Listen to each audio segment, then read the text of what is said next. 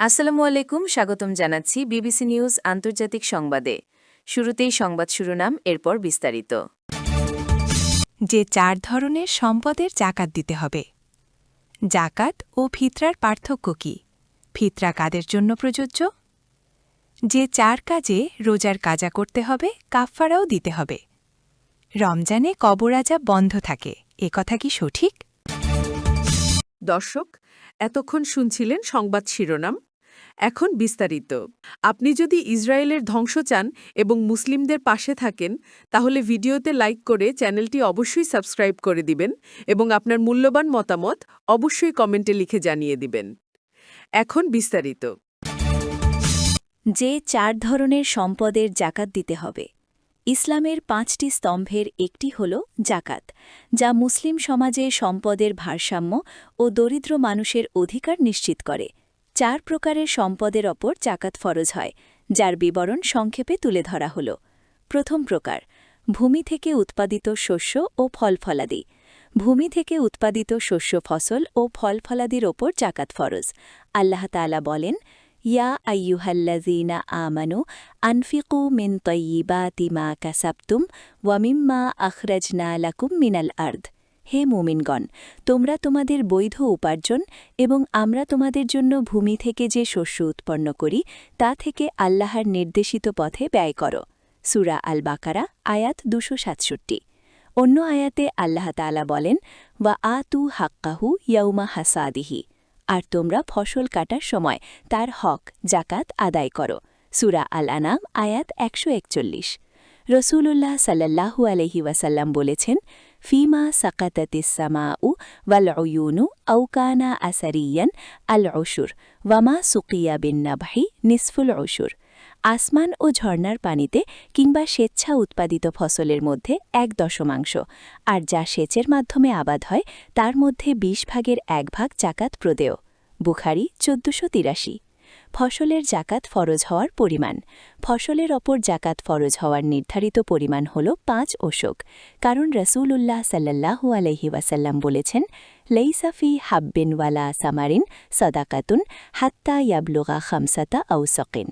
শস্য বা ফলমূলের ওপর জাকাত ফরজ হবে না যতক্ষণ তা 5 ওশক পরিমাণ না হয়। মুসলিম 979। ওশকের পরিমাণ। আর ওশকের পরিমাণ হল রাসূলুল্লাহ সাল্লাল্লাহু আলাইহি ওয়াসাল্লামের ব্যবহৃত সা এর 60 সা সমপরিমাণ। তাহলে নিসাব হল 300 সা, আর 1 সা এর পরিমাণ হল 2040 গ্রাম, 2 কেজি 40 গ্রাম। সুতরাং ফসলের নিসাবের পরিমাণ দাঁড়ালো 612 কেজি। তাই 612 কেজি এর কম ফসলের ওপর জাকাত ফরজ নয়। কারো যদি 612 কেজি ফসল হয় আর তা যদি বিনা শ্রমে প্রাপ্ত ফসল হয়, তবে এর জাকাতের পরিমাণ হল 1/10 বা 10 ভাগের 1 ভাগ। আর শ্রম ব্যয়ে প্রাপ্ত ফসল হয়, তবে এর জাকাত হল 1/20 বা 20 ভাগে 1 ভাগ। আর ফলমূল, শাকসবজি, তরমুজ ও জাতীয় ফসলের ওপর জাকাত ফরজ নয়, কেননা হযরত ওমর রাদিয়াল্লাহু তাআলা আনহু বলেছেন, শাকসবজিতে জাকাত নেই। হযরত আলী রাদিয়াল্লাহু তাআলা আনহু বলেছেন, আপেল বা এ জাতীয় ফলের ওপর জাকাত ফরজ নয়। তাছাড়া যেহেতু এগুলো নিত্য প্রয়োজনীয় খাবার জাতীয় শস্য বা ফল নয়, তাই এর ওপর জাকাত নেই। তবে যদি এসব টাকার বিনিময়ে বিক্রি করা হয়, তাহলে মূল্যের ওপর নিসাব পূর্ণ হয়ে 1 বছর অতিক্রান্ত হবার পর জাকাত ফরজ হবে। জাকাত ও ফিতরার পার্থক্য কি? ফিতরা কাদের জন্য প্রযোজ্য? ইসলামের 5টি স্তম্ভের একটি হল জাকাত, যা মুসলিম সমাজে সম্পদের ভারসাম্য ও দরিদ্র মানুষের অধিকার নিশ্চিত করে। অন্যদিকে রমজান মাসের শেষে ঈদ উল ফিতরের আগে আদায় করা সাদাকাতুল ফিতর বা ফিতরা মুসলমানদের জন্য একটি গুরুত্বপূর্ণ ইবাদত। এটি রোজাদারের আত্মশুদ্ধি এবং দরিদ্র মানুষের মুখে হাসি ফোটানোর একটি বিশেষ ব্যবস্থা। তাই জাকাত ও ফিতরা উভয়ই দান ইবাদত হলেও উদ্দেশ্য, সময় ও বিধানের ক্ষেত্রে এদের মধ্যে স্পষ্ট পার্থক্য রয়েছে। মুসলমানদের প্রধান 2টি ধর্মীয় উৎসবের একটি ঈদ উল ফিতর, আর এই ঈদ উল ফিতরের অন্যতম গুরুত্বপূর্ণ বিষয় হচ্ছে সাদাকাতুল ফিতর, যার অর্থ হচ্ছে ঈদ উল ফিতরের সাদকা। বাংলাদেশে এটি ফিতরা হিসেবে অধিক পরিচিত। ইসলাম ধর্মে এটি জাকাত আল ফিতর হিসেবেও পরিচিত। ইসলাম ধর্মের নবী এই ফিতরা নারী, পুরুষ এবং ছোট বড় সবার জন্য নির্বিশেষে বাধ্যতামূলক করেছেন। ইসলামী চিন্তাবিদরা বলছেন রোজা পালনের সময় কোনো ত্রুটি বিচ্যুতি ঘটে থাকলে তা সংশোধন এবং সমাজের দরিদ্র মানুষ যাতে ভালোভাবে উৎসবে অংশ নিতে পারে সেজন্য এই ফিতরার বিধান রাখা হয়েছে। কোরআন ও সুন্নাহর নির্দেশনা। জাকাত সম্পর্কে মহান আল্লাহ বলেন, ওয়া আকিমুস সালাতা ওয়া আতুজ জাকাত, তোমরা সালাত কায়েম করো এবং জাকাত আদায় করো। সূরা আল বাকারা আয়াত ৪৩। ফিতরা সম্পর্কে হাদিসে এসেছে, ফারাদা রাসূলুল্লাহি সাল্লাল্লাহু আলাইহি ওয়াসাল্লাম জাকাত আল ফিত্রি তুহরাতান লিস-সাইনি মিনাল লাগবি ওয়ার রাফাথ ওয়া তু'মাতান লিল মাসাকিন। রাসূলুল্লাহ সাল্লাল্লাহু আলাইহি ওয়াসাল্লাম সাদাকাতুল ফিতর নির্ধারণ করেছেন রোজাদারকে অনর্থক ও অশালীন কথাবার্তা থেকে পবিত্র করার জন্য এবং মিসকিনদের খাদ্যের ব্যবস্থা করার জন্য। আবু দাউদ ১৬০৯। আরও একটি হাদিসে এসেছে, ফারাদা রাসূলুল্লাহি সাল্লাল্লাহু আলাইহি ওয়াসাল্লাম জাকাত আল ফিত্রি সাআন মিন তামরিন আও সাআন মিন শাইর আলাল আবদি ওয়াল হুররি ওয়াল যাকারি ওয়াল উনসা ওয়াস সাগীরি ওয়াল কাবীরি মিনাল মুসলিমিন। রাসূলুল্লাহ সাল্লাল্লাহু আলাইহি ওয়াসাল্লাম মুসলমানের প্রত্যেক স্বাধীন দাস, নারী, পুরুষ ও ছোট বড় সবার উপর এক সা পরিমাণ খেজুর বা জব সাদাকাতুল ফিতর নির্ধারণ করেছেন। বুখারী ১৫০৩। জাকাত ও ফিতরার মধ্যে পার্থক্য। জাকাত ও ফিতরার মধ্যে একটি মৌলিক পার্থক্য রয়েছে। জাকাতের বিধানের সঙ্গে রমজান বা ঈদের বিশেষ কোনো সম্পর্ক নেই, কিন্তু ফিতরার সঙ্গে রমজান ও ঈদের বিশেষ সম্পর্ক আছে। বাংলাদেশের ক্ষেত্রে দেখা যায় বছরের অন্যান্য সময়ের তুলনায় মুসলিমরা রমজান মাসে বেশি জাকাত দেন। সম্পদের পরিমাণ যত বেশি থাকে জাকাতের পরিমাণও তত বেশি হয়, কিন্তু ফিতরার ক্ষেত্রে বিষয়টি সেরকম নয়। ফিতরা নির্ধারিত একটি অঙ্ক। সঞ্চিত অর্থ কিংবা সম্পদের ওপর ফিতরার পরিমাণ নির্ভর করে না। সম্পদের পরিমাণ হ্রাস বৃদ্ধির সঙ্গে ফিতরার পরিমাণ ওঠানামা করে না। ইসলামিক স্কলারদের মতে ১ কোটি টাকার যিনি মালিক তার সাদকাতুল ফিতরা যতটুকু, ২ লাখ টাকার যিনি মালিক তিনিও একই পরিমাণ অর্থ ফিতরা দেবেন। ফিতরা দেয়া কাদের উপর প্রযোজ্য? যাদের জাকাত দেওয়ার সামর্থ্য আছে তাদের জন্য ফিতরা দেওয়া প্রযোজ্য। আবার যাদের উপর জাকাত ফরজ নয় তারাও ফিতরা দিতে পারবেন। অন্যদিকে কারা ফিতরা পাবেন? ইসলামের দৃষ্টিতে যিনি জাকাত পাওয়ার উপযুক্ত তিনি ফিতরাও পাওয়ার ক্ষেত্রে উপযুক্ত হবেন। রোজা পালন করার সময় মানুষ এমন কিছু ছোটখাটো ত্রুটি বিচ্যুতি করতে পারে যার জন্য তার রোজাকে মাকরুহ করে ফেলে, যেমন কোনো অশ্লীল কথা বলে ফেলেছে।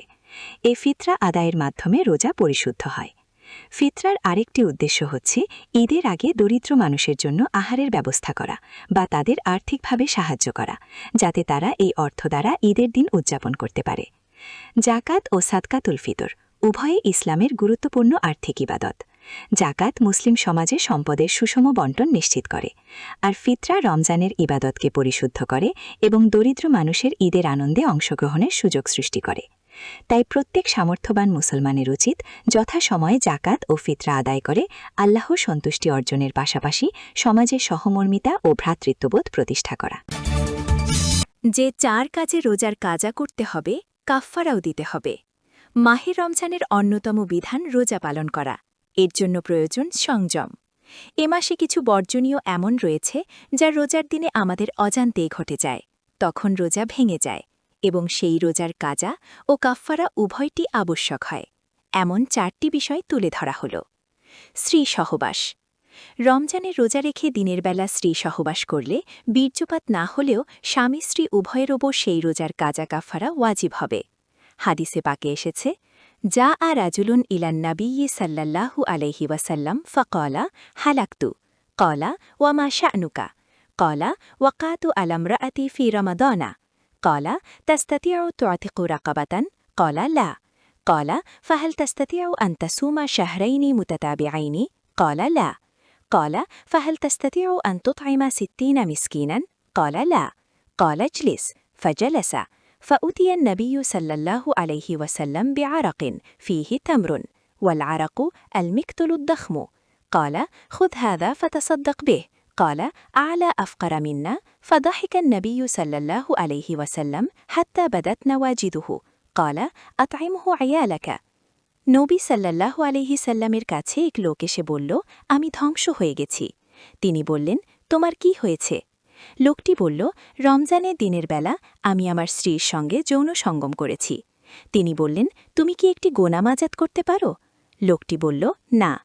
তিনি বললেন, তাহলে তুমি কি এক নাগারে ২ মাস সওম পালন করতে পারো? সে বলল, না। তিনি বললেন, তাহলে কি তুমি ৬০ জন মিসকিনকে খানা খাওয়াতে পারবে? সে বলল, না। তিনি বললেন, বসো। লোকটি বসল। তারপর নবী সাল্লাল্লাহু আলাইহি সাল্লামের কাছে এক আরক আনা হল, যাতে ছিল খেজুর। আর আরক হল মাপ করার জন্য বড় ধরনের পাত্র। তিনি বললেন, এটা নিয়ে যাও এবং তা সৎকা করে দাও। লোকটি বলল, আমার চেয়েও অভাবীকে তা দান করব? তখন নবী সাল্লাল্লাহু হেসে ফেললেন, এমনকি তার মাড়ির দাঁত পর্যন্ত দেখা গেল। তিনি বললেন, এটা তোমার পরিজনকে খাওয়াও। বুখারী ৬৭০৯। ইচ্ছাকৃত পানাহার। রোজা রেখে স্বাভাবিক অবস্থায় ইচ্ছাকৃতভাবে পানাহার করলে কাজা ও কাফফারা উভয়টি জরুরি হবে। আল বাহরুর রায়েক ২০৭৬। ধূমপান। বিড়ি, সিগারেট, হুক্কা পান করলেও রোজা ভেঙে যাবে। কাজা ও কাফফারা উভয়টি জরুরি হবে। রাদ্দুল মুখতার ৩৮৮৫। ভিত্তিহীন অজুহাতে পানাহার। সুবহে সাদিক হয়ে গেছে জানা সত্ত্বেও আজান শোনা যায়নি বা এখনও ভালোভাবে আলো ছাড়ায়নি। এ ধরনের ভিত্তিহীন অজুহাতে পানাহার করলে বা স্ত্রী সহবাসে লিপ্ত হলে কাজা ও কাফফারা দুটোই জরুরি হবে। মাআরিফুল কোরআন ১৪৫৪-৫55। রমজানে কবর আযাব বন্ধ থাকে, এ কথা কি সঠিক? অনেকে কি বলতে শোনা যায়, রমজান মাসে কবরের আযাব মাফ থাকে। আবার কিছু মানুষকে কথাও বলতে শোনা যায় যে দাফনের পর জুমা বা রমজান এলে কেয়ামত পর্যন্ত কবরের আযাব বন্ধ থাকে। এ সম্পর্কে ইসলাম কি বলে? না, মানুষের এমন ধারণা ঠিক নয়। এটি একটি ভিত্তিহীন ধারণা। কোরআন হাদিসে এ সম্পর্কে কোনো দিক নির্দেশনা নেই। তবে আল্লাহ তাআলা সবার কবরের আযাব মাফ করুন। মূলত কবরের আযাব হওয়া না হওয়ার সঙ্গে রমজানের কোনো সম্পর্ক নেই। ব্যক্তির ঈমান ও নেক আমলের সঙ্গে আযাব হওয়া না হওয়ার সম্পর্ক। সুতরাং মানুষের উচিত এমন সব আমল করা, সেসব আমলের প্রতি যত্নবান হওয়া, যার মাধ্যমে কবরের আযাব থেকে রক্ষা পাওয়া যায়। রোজা অবস্থায় ইন্তেকাল। তবে হ্যাঁ, রোজা রাখা অবস্থায় ইন্তেকাল করলে তার বিশেষ ফজিলত রয়েছে। হাদিসে পাকে এসেছে, হজরত হুযায়ফা রাদিয়াল্লাহু তাআলা আনহু বর্ণনা করেছেন, রাসূলুল্লাহ সাল্লাল্লাহু আলাইহি ওয়াসাল্লাম বলেছেন, ওয়ামান সামা ইয়াওমান ইবতিগাআ ওয়াজহিল্লাহ খুতিমা লাহু বিহা দাখালাল জান্নাহ। যে ব্যক্তি আল্লাহর সন্তুষ্টির উদ্দেশ্যে একদিন রোজা রাখে এবং এ রোজা হয় তার জীবনের শেষ আমল, অর্থাৎ রোজা অবস্থায় তার ইন্তেকাল হয়, সে জান্নাতে প্রবেশ করবে। মুসনাদে আহমদ ২৩৩২৪, বাইহাকি ৬৫১, মাজমাউজ জাওয়ায়েদ ১১৯৩৫। এই হাদিসের আলোকে জানা যায়, রোজাদার অবস্থায় ইন্তেকাল করলে আশা করা যায় আল্লাহ তাআলা তাকে মাফ করে দেবেন। কিন্তু রমজান মাসে কবরের আযাব বন্ধ থাকে এমনটি কোথাও পাওয়া যায় না। সম্ভবত যে কারণে মানুষ এমনটি মনে করে। হজরত আবু হুরায়রা রাদিয়াল্লাহু তাআলা আনহু বর্ণনা করেছেন, রাসূলুল্লাহ সাল্লাল্লাহু আলাইহি ওয়াসাল্লাম বলেছেন, ইযা কানাত আউয়ালু লাইলাতিম মির রমাদান সুফিদাতিশ শায়াতিন ওয়া মারাদাতিল জিন ওয়া গুল্লিকাত আবওয়াগুন নার ফালাম ইফতাহ মিনহা বাব ওয়া ফুতিহাত আবওয়াবুল জান্নাহ ফালাম ইউগলিক মিনহা বাব ওয়া নাদা মুনাদিন ইয়া বাগিয়াল খাইরি আকবিল ওয়া ইয়া বাগিয়াশ শাররি আকসির ওয়ালিল্লাহি উতাকাউ মিনান নার ওয়া যালিকা ফি কুল্লি লাইলা। যখন রমজানের প্রথম রাতের আগমন ঘটে, তখন দুষ্টু জিন ও শয়তানদের শৃঙ্খলাবদ্ধ করা হয়। জাহান্নামের দরজাসমূহ বন্ধ করে দেওয়া হয়। সারা মাস একটি দরজাও খোলা হয় না। এবং জান্নাতের দরজাসমূহ খুলে দেওয়া হয়। সারা মাস একটি দরজাও বন্ধ করা হয় না। একজন ঘোষক ঘোষণা করতে থাকে, হে কল্যাণের প্রত্যাশী, আরও অগ্রসর হও। হে অকল্যাণের যাত্রী, ক্ষান্ত হও। আর আল্লাহ তাআলা এ মাসের প্রতি রাতে অসংখ্য মানুষকে জাহান্নাম থেকে মুক্তি দান করেন। ইবনে মাজা ১৬৪২, ইবনে খুজাইমা ১৮৮৩, মুস্তাদরাকে হাকেম ১৫৩২। এই হাদিসের বর্ণনায় এসেছে, জাহান্নামের দরজাসমূহ বন্ধ করে দেওয়া হয়। এখান থেকে হয়তো কারো মাঝে এ ধারণার সৃষ্টি হয়েছে যে তাহলে রমজানে কবরের আযাবও বন্ধ থাকে। আর আলেমদের মতে রমজানে জাহান্নামের দরজাসমূহ বন্ধ থাকে। প্রতি রাতে আল্লাহ বহু মানুষকে জাহান্নাম থেকে মুক্তি দান করেন এবং রোজাদার অবস্থায় ইন্তেকাল করলে আশা করা যায় আল্লাহ তাআলা তাকে মাফ করে দেবেন এবং জান্নাতে প্রবেশ করাবেন। এগুলো বিশুদ্ধ হাদিস দ্বারা প্রমাণিত। কিন্তু রমজানে কবরের আযাব বন্ধ থাকে, হাদিসের এমন কোনো বর্ণনা পাওয়া যায় না।